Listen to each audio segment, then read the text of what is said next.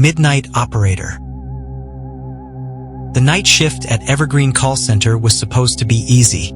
Take a few calls, browse the internet, and clock out at sunrise. The building was old and mostly empty, with just a handful of employees spread across a floor that could easily hold 50. On most nights, the only sounds were the hum of computer monitors and the occasional ring of a phone. But that night was different. From the moment I walked in, something felt off. It started with the lights. One of the overhead fluorescents in my section kept flickering, casting uneven shadows over my desk.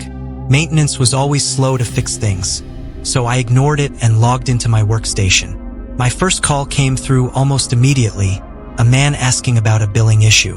Routine stuff, but as I was guiding him through the payment portal, I thought I heard something faint in the background. A whisper. It was so quiet I thought I might have imagined it, but it was enough to make me glance over my shoulder. The office was empty behind me, the rows of cubicles dark and silent. I shook it off and focused on the call. "Could you repeat that?" I asked the customer, who seemed completely unaware of my unease. "Is someone there with you?" he asked suddenly. The question sent a chill down my spine. "No," I replied, trying to keep my voice steady. "Why?" "There's something in the background," he said, his voice trailing off. "It sounds like someone whispering." After the call ended, I sat there, staring at the monitor. I wanted to laugh it off as paranoia, but the look over my shoulder was automatic, reflexive. The shadows cast by the flickering light seemed to stretch and shift, like they were alive. I was about to get up and grab a coffee when I noticed something strange. The phone at an empty desk across the room was off the hook.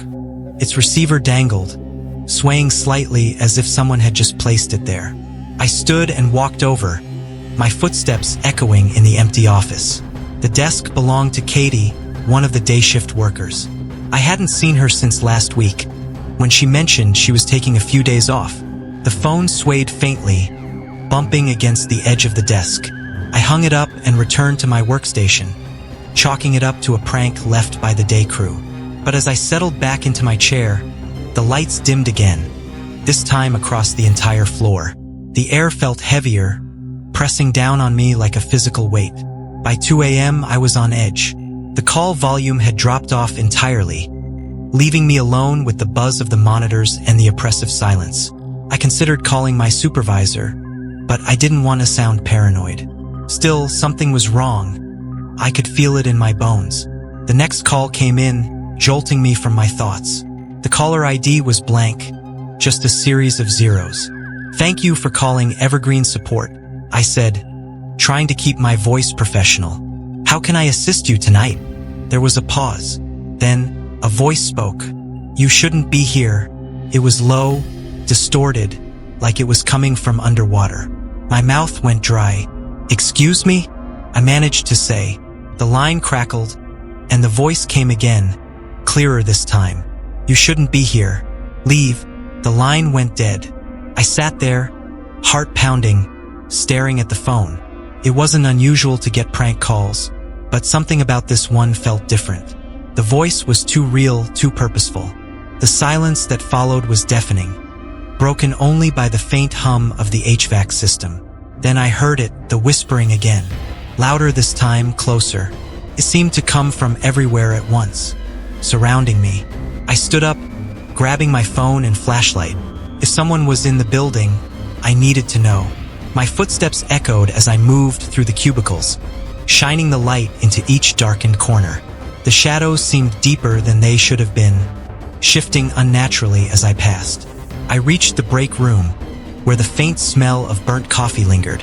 The vending machines hummed softly, their lights flickering in time with the overhead fixtures. Something moved in my peripheral vision, a quick, darting motion that disappeared as soon as I turned. "Hello!" My voice sounded small, swallowed by the empty space. The whispering stopped. The silence was worse, pressed in on me, heavy and suffocating. I decided to check the security office. Maybe the cameras had caught something, and I could convince myself this was all just a late-night hallucination. The security room was down a narrow hallway near the back of the building. As I approached, I noticed the door was slightly ajar, the glow of the monitors spilling into the hall. I pushed it open cautiously. The screens showed various parts of the office, cubicles, break room, lobby. Everything seemed normal. But then I noticed something on the monitor displaying the main floor. A figure. It was standing at my desk, motionless. The image was grainy, but I could make out the shape of a person, tall and thin, their head tilted slightly as if listening. My desk phone rang suddenly, its shrill tone echoing through the empty building. I spun around, heart racing, but the hallway behind me was empty. When I looked back at the monitor, the figure was gone. I ran back to the main floor, flashlight trembling in my hand. My desk was exactly as I'd left it, except for one thing. A sticky note, bright yellow, was stuck to the edge of my monitor. It hadn't been there before. The note had just one word, scrawled in jagged handwriting: leave. The phone rang again, and this time I didn't answer. Instead, I grabbed my bag and headed for the exit. My shift wasn't over, but I didn't care. I wasn't staying a second longer. As I reached the glass doors of the lobby, they refused to budge. The automatic mechanism hummed faintly, but the doors stayed locked. Panic set in as I pulled and pushed, but they didn't move. The whispering returned, louder now, reverberating through the room. It was everywhere, overlapping voices speaking in a language I couldn't understand. I turned, and there it was. The figure stood at the far end of the lobby, shrouded in shadow. Its head tilted again, just like on the monitor, but now I could see its eyes, pale, glowing, and empty. I stumbled back, pressing myself against the door. The whispering grew deafening as the figure began to move toward me, its motions jerky, like a marionette pulled by invisible strings. I closed my eyes, bracing for whatever was coming. And then silence. When I opened my eyes, the figure was gone. The lobby was empty, and the doors slid open with a soft hiss. I didn't think. I ran. I quit the next morning. My boss tried to call, but I ignored every message. I didn't care about the paycheck or the explanation. Whatever was in that building, it wasn't human, and I wasn't going back.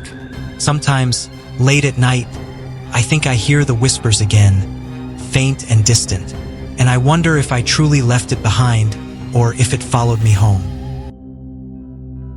The longest night. Working the night shift at Crestridge Medical Supply wasn't glamorous, but it paid the bills. The building was an old, 3-story warehouse, filled with endless rows of sterile shelves stocked with bandages, syringes, and all the other medical supplies hospitals relied on. My job was simple. Keep an eye on things, handle any late-night deliveries, and log inventory. Most nights, I barely saw another soul. It was usually so quiet I could hear the hum of the fluorescent lights overhead and the distant ticking of the old clock mounted on the break room wall. But that night, the silence felt different. Heavy, almost alive. Started around midnight. I was sitting in the security booth near the main entrance, scrolling through my phone, when I heard it. A faint noise, almost like a whisper. At first, I thought it was just the wind rattling the loose window panes. But when I muted my phone and listened closer, it was unmistakable. A low, breathy whisper, coming from somewhere deep within the building. I shook it off, convincing myself it was just my imagination. After all, I was the only one on duty that night. I went back to scrolling through social media, but the unease stayed with me. At 12:30, I got up to do my hourly rounds. The warehouse stretched out like a labyrinth, the shelves forming narrow corridors that seemed to go on forever. The motion-activated lights flickered on as I walked, casting long shadows that danced along the walls. Everything seemed normal until I reached the back of the building. The air was colder there, and the whispering sound had returned. It was faint, barely audible, but definitely there. I stopped in my tracks, straining to pinpoint the source. It seemed to be coming from one of the storage aisles to my left. "Hello!" I called out, my voice echoing in the cavernous space. "Anyone there?"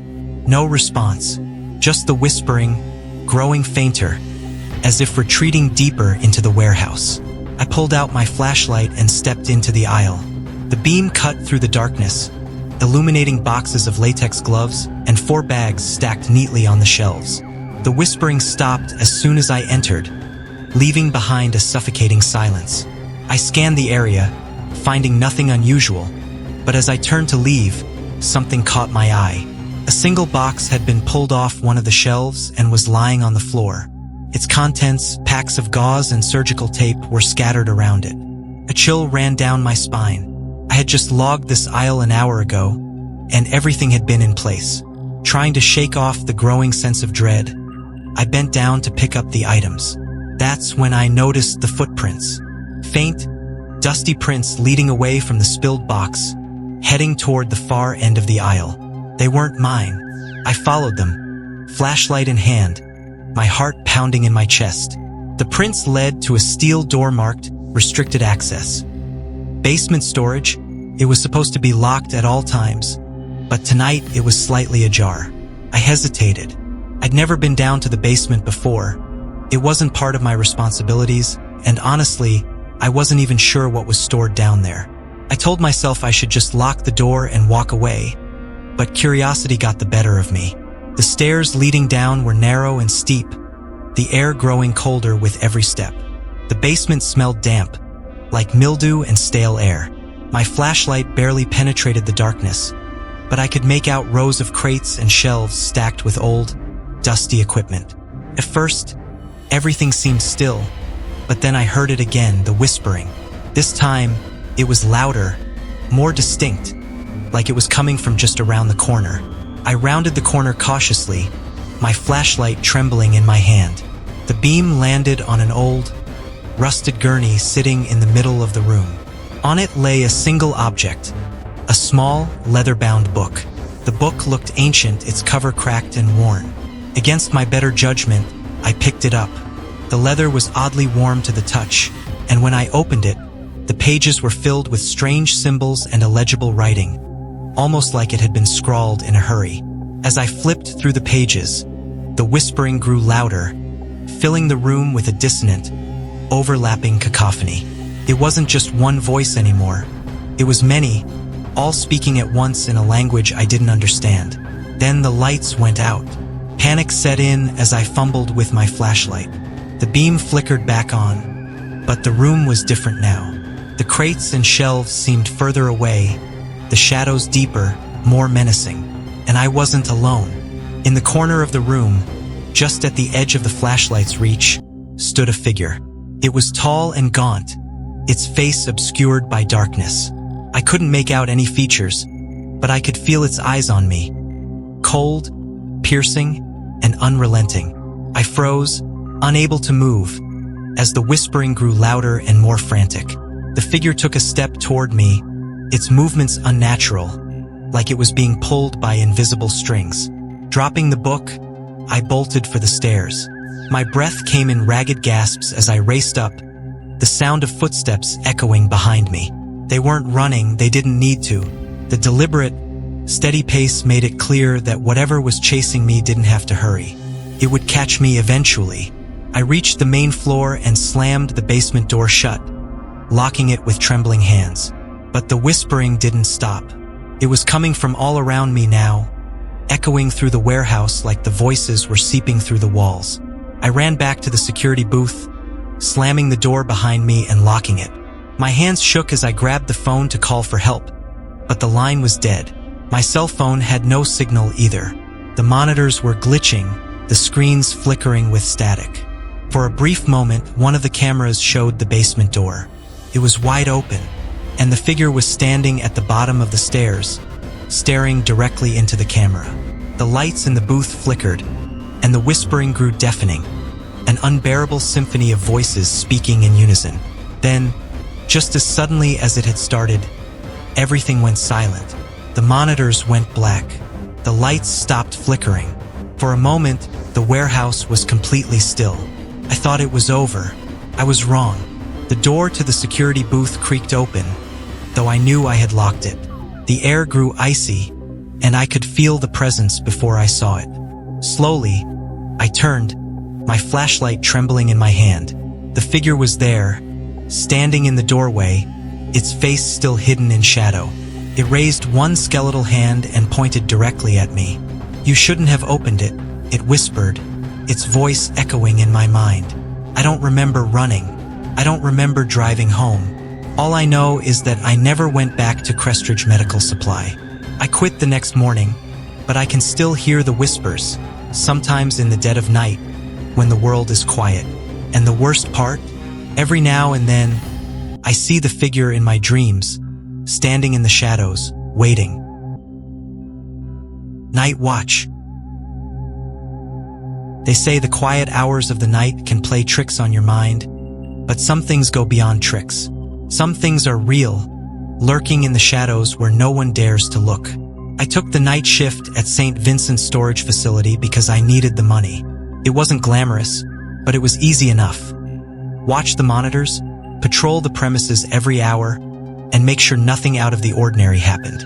Most nights were uneventful, a monotonous routine of watching grainy black and white CCTV feeds and sipping lukewarm coffee. That night started no differently. I arrived at 10 p.m., grabbed the keys from the day guard, and settled into the small security booth. The room smelled faintly of mildew and stale coffee, the only light coming from the buzzing overhead bulb and the glow of the monitor screens. Rows of storage units stretched into the darkness outside, their metal doors gleaming faintly under the motion-activated floodlights. By midnight, I'd done 2 rounds of the facility and was already bored. The place was dead silent, save for the occasional rustle of the wind or the hum of the vending machine in the corner. I flipped through my phone, scrolling aimlessly, when something on the monitor caught my eye. A figure. It was on the far end of the lot, near Unit 47, standing perfectly still. I leaned closer to the screen, squinting. The image was grainy, but I could make out the shape of a man, tall and thin, wearing what looked like a long coat. I picked up the radio and called out, "Hello? This is private property. You're not allowed to be here." No response. The figure didn't move. Grabbing my flashlight, I headed out into the night. The air was cold, and the silence felt heavier than usual. My boots crunched against the gravel as I made my way toward Unit 47, the flashlight beam cutting through the darkness. When I reached the unit, no one was there. I shone the light around, checking between the rows of storage units and the shadows they cast, but the place was empty. The hairs on the back of my neck prickled as I turned back toward the security booth. That's when I noticed it. The door to Unit 47 was slightly ajar. The storage units were supposed to be locked at all times, so seeing one open wasn't just unusual, it was against protocol. I hesitated, my flashlight trembling slightly in my hand. Then, summoning my courage, I pulled the door open. The inside was pitch black, the faint smell of dust and metal wafting out. I swept the flashlight around the unit. It was empty, just an echoing metal box, but something about it felt wrong. The air was colder inside, almost damp, and I thought I heard the faintest whisper of sound, like breathing. I backed out quickly, pulling the door shut and locking it. When I returned to the security booth, my heart was pounding. The next couple of hours passed uneventfully, though I couldn't shake the feeling of being watched. Every so often, I glanced at the monitors, half expecting to see the figure again. But the screens showed nothing but empty corridors of storage units. At around 3 a.m., I decided to do another patrol. This time, I brought my baton with me. The night had grown colder, the wind biting at my face as I walked the perimeter. The storage units loomed around me, their uniformity somehow menacing in the dim light. As I rounded the corner near Unit 47, I stopped dead in my tracks. The door was open again. I knew I'd locked it. My hands were shaking as I approached, the flashlight beam unsteady. This time, I didn't hesitate. I pulled the door open wide and shone the light inside. It wasn't empty anymore. The back wall was covered in strange symbols, scratched deeply into the metal. They were jagged and chaotic, forming patterns that made my eyes hurt to look at. In the center of the unit was a small pile of something. At first, I thought it was dirt. But as I stepped closer, I realized it was ash. Mixed in with the ash were fragments of bone, small and charred. A sudden sound behind me made me whirl around.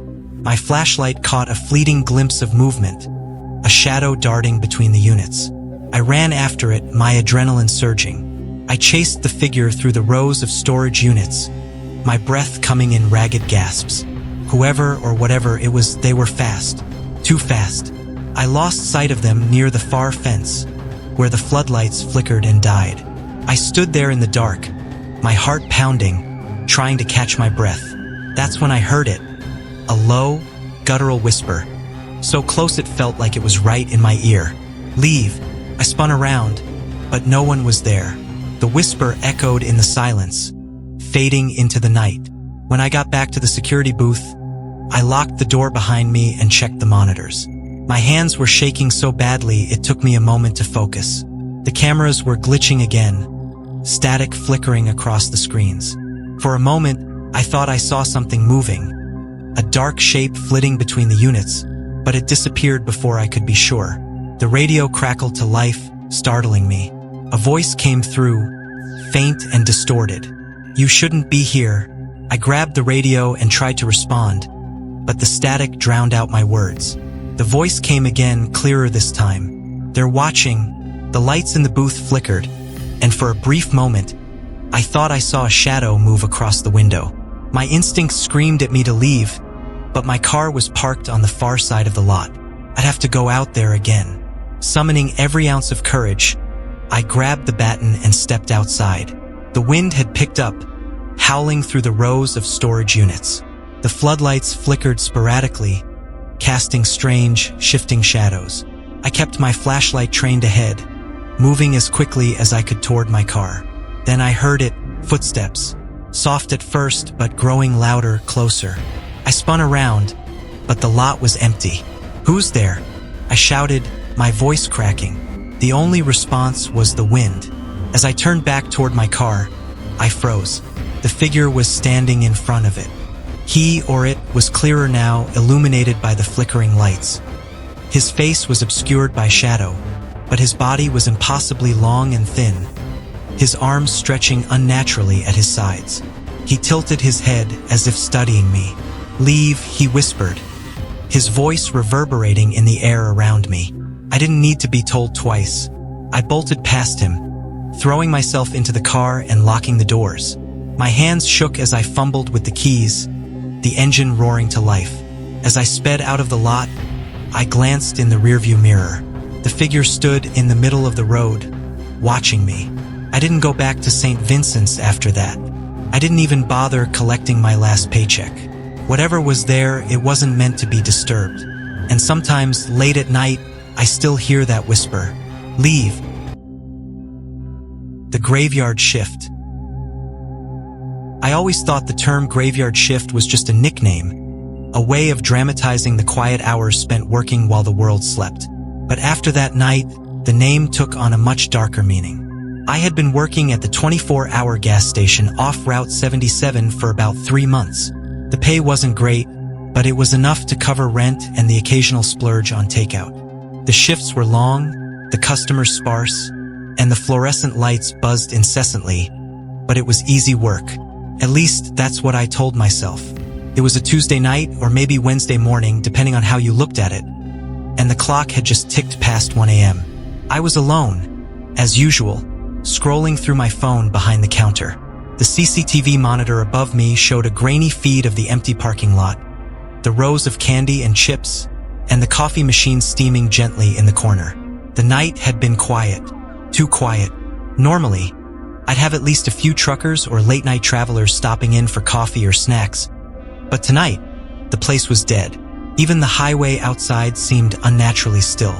I was halfway through a true crime podcast when I heard the chime of the front door. I looked up, expecting to see a customer, but the store was empty. The door slowly swung shut, the bell above it jingling softly. "Hello," I called out, my voice breaking the heavy silence. No response. I shrugged it off, convincing myself it was just the wind or a faulty sensor. Still, I couldn't shake the uneasy feeling that had settled in the pit of my stomach.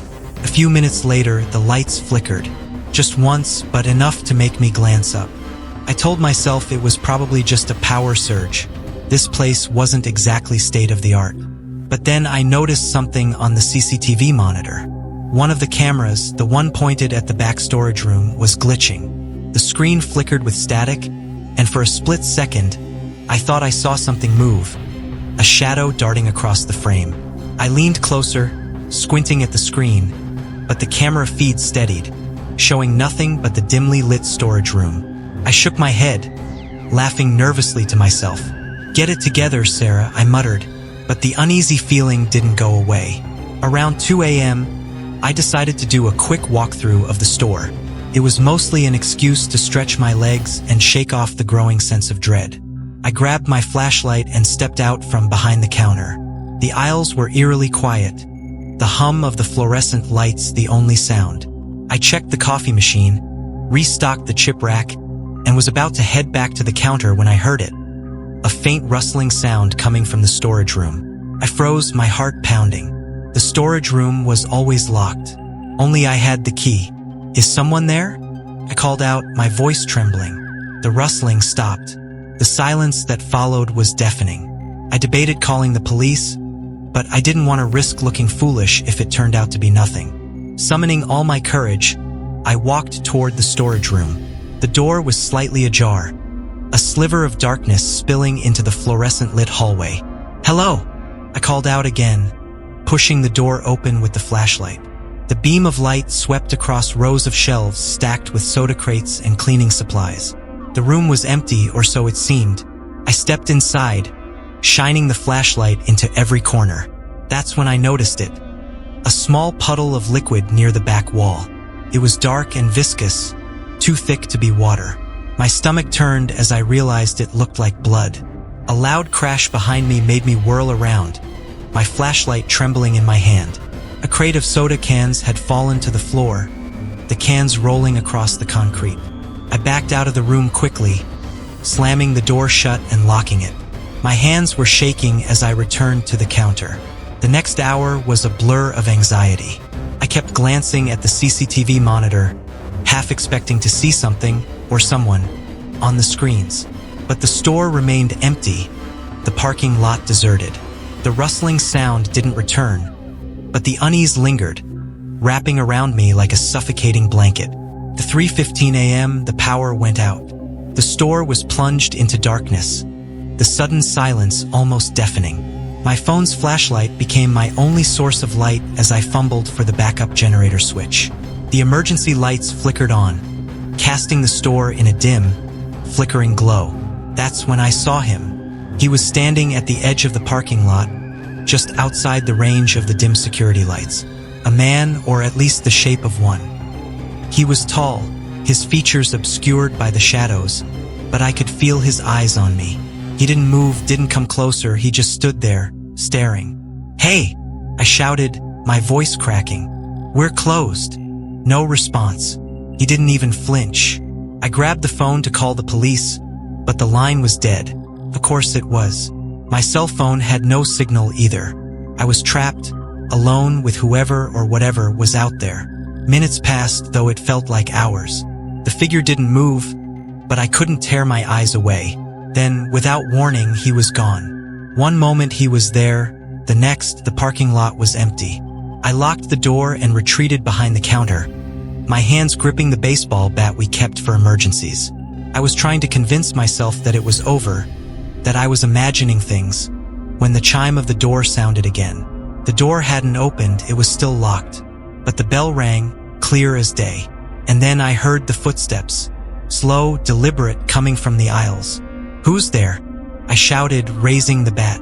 The footsteps stopped. My flashlight swept across the store, but no one was there.